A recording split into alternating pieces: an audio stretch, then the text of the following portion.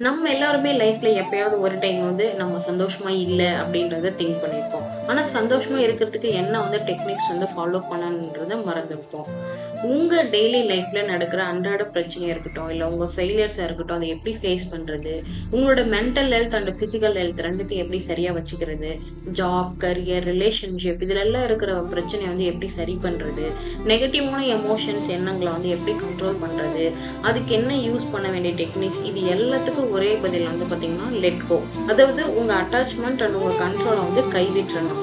அது ஒரு எமோஷனா இருக்கலாம், இல்ல உங்க சிச்சுவேஷன்ஸா இருக்கலாம், இல்ல உங்களுக்கு கிடைக்க வேண்டிய ஒரு பொருளா இருக்கலாம், இல்ல ஒரு பெர்சனா கூட இருக்கலாம். ஏன் சொல்றேன்னா, ஏன் கிடைக்கல? எப்ப கிடைக்கும்? இந்த மாரி நீங்க யோசிக்கிறதுனால ஸ்ட்ரெஸ் வந்து கிரியேட் ஆகும். ஸோ, அது நார்மலா உங்க லைஃப்ல நடக்கிற ப்ராசஸ வந்து அப்படியே தடுத்துரும். ஸோ, உங்க மைண்ட்ல இருக்க எண்ணங்கள் தான் உங்க வாழ்க்கையா வந்து இருக்கு. அந்த எண்ணங்களோட சேர்ந்த உங்க உணர்வுகள் தான் உங்க வாழ்க்கைய டிசைட் பண்ற ஒரு ஃபேக்ட்டா வந்து இருக்கும். ஸோ, நீங்களும் லெட் கோ டெக்னிக்ஸ வந்து ஃபாலோ பண்ணுங்க. உங்களுக்கு ஒரு மன அமைதி கிடைக்கும். நீங்களே சந்தோஷமா இருக்கிறத நீங்களே ஃபீல் பண்ணுவீங்க.